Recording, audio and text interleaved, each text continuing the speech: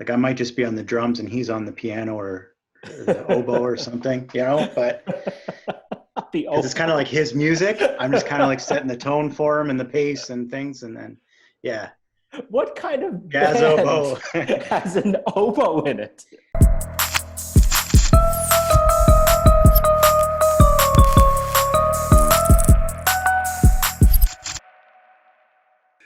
Hey guys, welcome to Inside Comics with George McHale.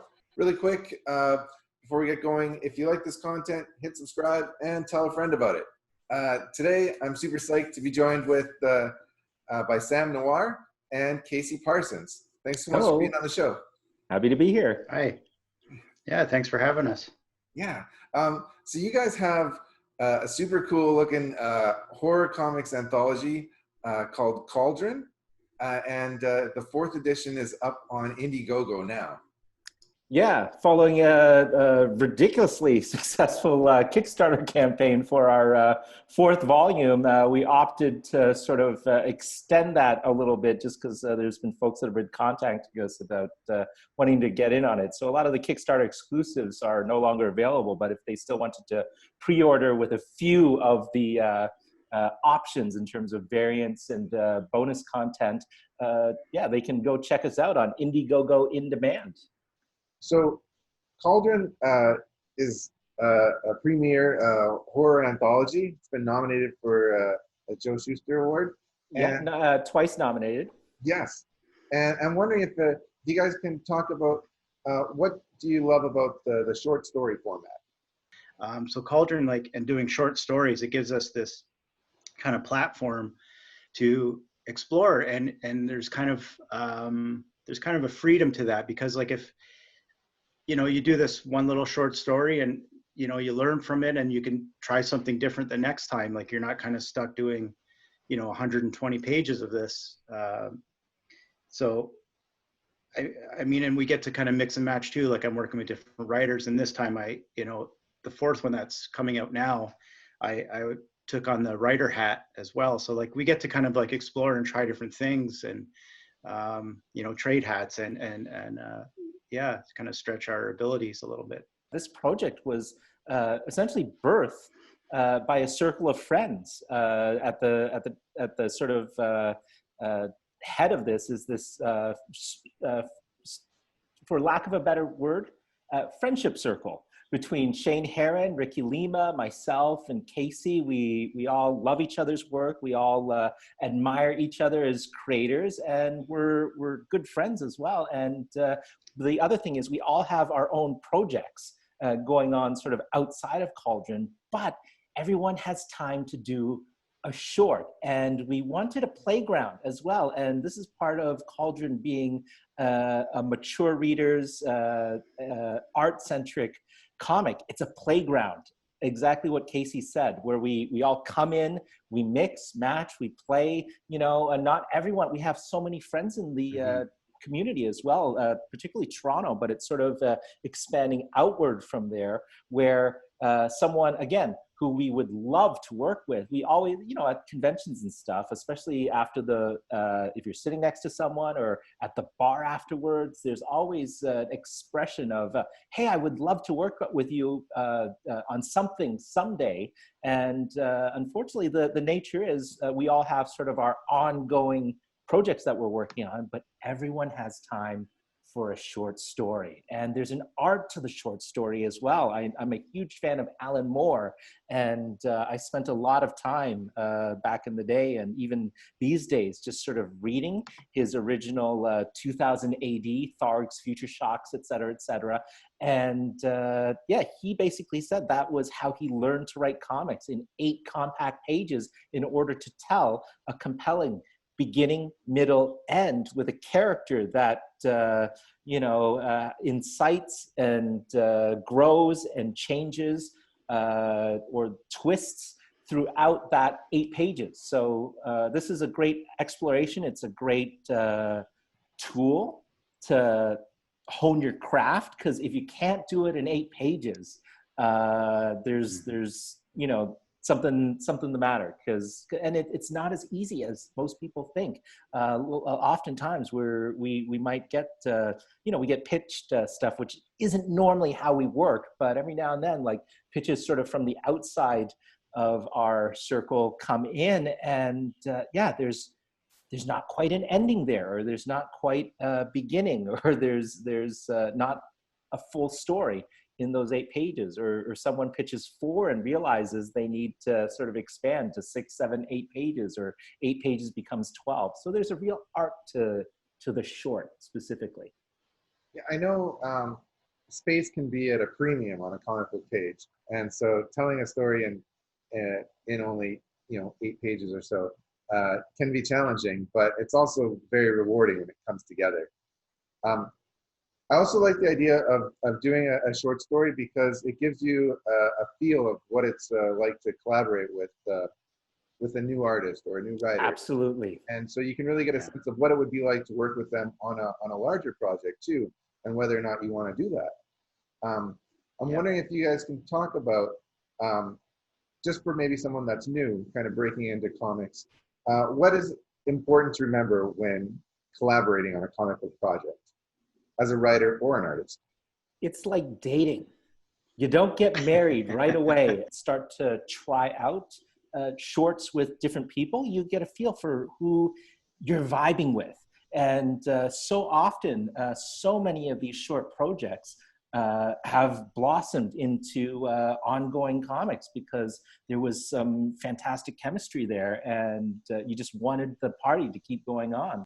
You look back at it and you can actually see both of you challenging each other as a writer or an artist team, for example, and both of you getting better. There's just a respect for each other. And I think we kind of get on the same page at the beginning. It's like, oh, let's work on, like, what's the tone? What's the vibe of this story going to be? And it's like, you kind of get each other excited about it. And I think you end up sort of pushing each other as well. Like, I want to do the writer justice and the writer wants to do the artist justice. And there's kind of this kind of ethical respect both ways with that. And it's just, you don't really know what you're going to get in the end. You try these mad ventures and then you kind of, weed out the mistakes as you go and learn for the next time. And I know, like, for me, like, I wrote a script for Jonathan Kochuba, which was interesting too. I'm writing for another artist. And that was a new experience for me because I'm like, I don't know what this guy's, if he's going to be able to sort of see what's going on in my head. So I kind of went Alamorish on him. Like, he was kind of making fun of me, describing the cockroach on the sidewalk, and for a panel, like that kind of thing.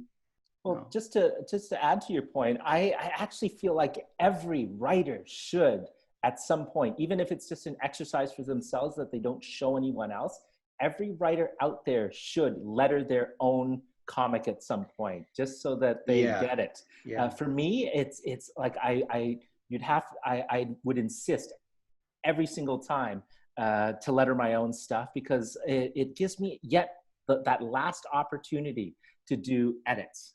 I have this kind of like personal belief, because it's a visual medium, like, even if you can't draw, like, maybe try, doing stick figures, like, do a layout of the page, like how this thing may actually look, just to kind of see, like, and I did do that actually with Jonathan. I ended up doing layouts as well, and just kind of go like, well, I asked him, like, would this be something that may be helpful to you, or, should I just do it for myself anyways, because I wanted to kind of see it, like, I'm kind of writing visually. And it really helped. Like, I could put the image down in the balloon so I go, okay, I don't need to write that, or I don't need to describe this, and I can move this around. I can get rid of this altogether. And by laying it out and drawing it down, I could really, it's tangible. You can see it and see what's working. And and then I ended up going back and actually making a formal script based on those layouts. Like, I kind of went almost backwards that way, but it really helped. And I was thinking of, the way Jeff Smith works when he was making Bone. Like, if you've ever seen those scripts, I mean, they're basically very loose, simple cartoon drawings. Like, that's how he writes. He was writing Bone, but so effective, right? Because, like, you can see right away if this flows and if it fits together and if it reads well. too many write in screenplay format, which isn't comic books. It's like you, Casey, I'm sure, I've talked to so many artists where they're sort of pitched stories or given scripts, and it's like you've got the panel where it's like, okay, he punches him in the face and jumps out the window, and yeah, I know exactly where you're going to go with that. Yeah. Well, you want three heads talking together in one panel, and you have to see all their faces at once, Yeah, exactly. So you as the writer, and this is a Neil Gaiman trick as well, and we're encouraged to do this when I was in school, but basically take that 8.5 by 11, photocopier paper, and you don't show it to anybody, but you draw your script to the best of your ability with stick figures or whatever, and see if you can do it with stick figures. Because if you can't do it with stick figures, then there's no chance that an artist is going to be able to. Yeah, Neil Gaiman does sketch, and he'll absolutely show his artist sketches. Yeah. Yeah, what does he do? He takes. Like, not that I've worked with the guy, but I've seen them. Yeah, but we've seen in his sort of behind the scenes stuff. I think he actually takes, like, whatever it is, 10 or 20 pieces of paper, folds them in half, and then has his own little ash can where he sort of thumbs it all out with stick figures. Can you tell me about the specific stories that you're working on for the newest edition of Cauldron? I thought it'd be kind of fun to do sort of a futuristic space sort of sci-fi thing. I'm interested in astronomy. It's like one of my 75 hobbies, and kind of thinking between, like, say, aliens and there's a lot of influence to pull from, like, even things like Conan and whatever. But so my thing is basically this futuristic ship is kind of looking at other places, like stretching outwards from Earth, like to try and terraform other areas, and they're going to the Saturn's great moon of Titan, and they're basically looking if it's okay to kind of set up there. It's like a little kind of research and science team, and so they're basically just starting up the whole thing, like making it a habitable little environment. Like it's like one of the places in the galaxy where there's potential to have water and there's an atmosphere and things like that on the moon. So basically they're not alone on this moon. There's, I don't want to say too much, but I mean, there's life there, and it's not friendly. And we just kind of had a lot, like, we just kind of go nuts. We just kind of had a lot of fun with it. So we tried to, like, at first, when I first wrote that script, it was a little bit slower. I think it was, thinking of the Ridley Scott Alien thing, where it's like that kind of like slow, suspenseful build. But you're working with a short story, so it was hard to do that. So we did that with, like, taking bigger panels and then slowly compressing the panels. I was thinking of Frank Miller's Daredevil with Mazzucchelli, and so I wanted to have that feeling like the tension's building as you get closer to the end. And it was just, once they land, it was just like, get the action going kind of right away, and then try and find a crazy way out of it. And I think it was a lot of fun. And I even had, I think I can say this without spoiling it, because it was just kind of like an underlying theme. I was just thinking of it as kind of like anchoring it to this idea of the processes of the stomach for some reason.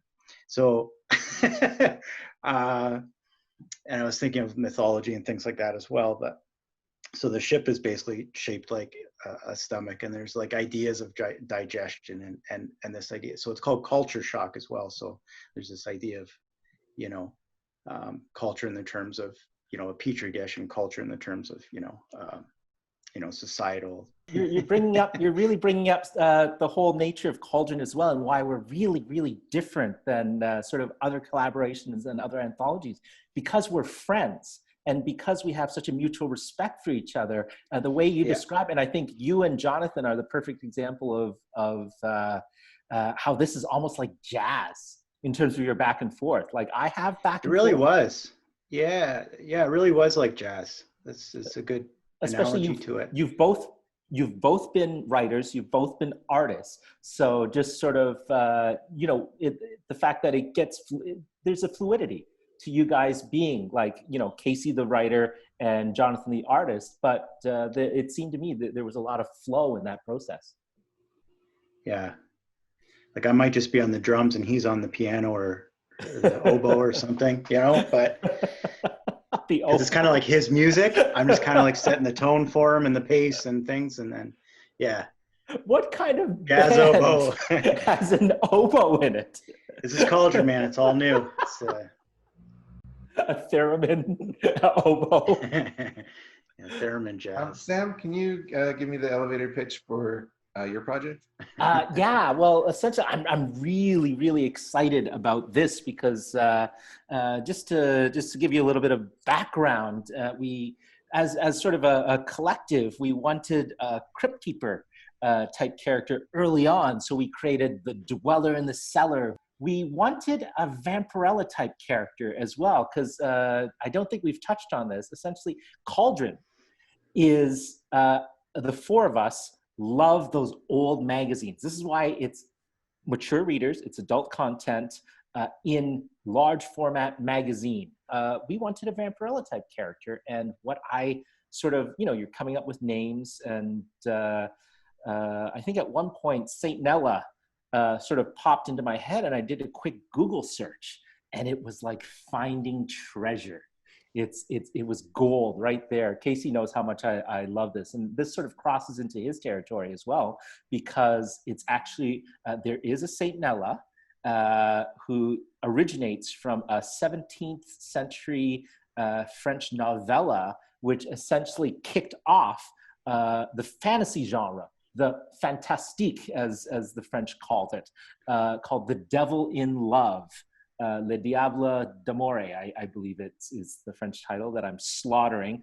But this is basically about the devil taking on the disguise of a young woman to try to seduce a chaste young nobleman. And from there, this thing has history. This novella has been adapted into opera, ballet, plays, cinema. Most recently, she popped up in a Roman Polanski film called The Ninth Gate, co-starring Johnny Depp. Polanski's wife plays the character who's not named of Satanella in this. So finding this rich history of this character, we've sort of crafted our own version. Chris Yao, our good friend Christopher Yao, came up with the visual for this character, and essentially it gave me an opportunity to tell story. Like there's an overarching story about what the devil wants, but within this I've started crafting an anthology style series of stories that's one big storyline in so many, that allows each artist to do their own interpretation of the character. So I've got two in here. Casey's doing one of them, which sort of lays out the history that I just sort of explained to you in terms of who this character is, who her creator was, what the novella was about, what how she sort of worked her way through history. But then my friend Jason Takowitz is doing the first sort of full Satanella short story with beautiful inks by Shane Heron and amazing colors by Jeffrey Miles. But in the turn of the century, man returns from the Great War, and mentally he's not quite there, and he's sort of retreated into creating these puppets with turn of the century arcades. Have you ever seen these things where it's really, you put a penny in and these macabre puppets will get their heads chopped off, or ghosts will dance, skeletons will dance in the graveyard, that kind of thing. So he basically creates these puppets for a turn of the century arcade that also has peep shows, where the wife of this gentleman who's suffering from PTSD makes a wish. And this wish comes true in the most disturbing way possible. I can't wait for the reaction of the people online as they get to see the consequences of a deal with the devil and what she might do in this realm of sex and horror that Satanella envelops. Well, guys, I want to thank you for being on Inside Comics. Cauldron, a supernatural anthology, is on Indiegogo now. So I encourage everyone to go to Indiegogo and search out Cauldron. It's a fantastic project and with some great talent behind it. So Sam Noir and Casey Parsons, I want to thank you for being on Inside Comics. Peace, guys. Thank you very Thank you much. very much, George.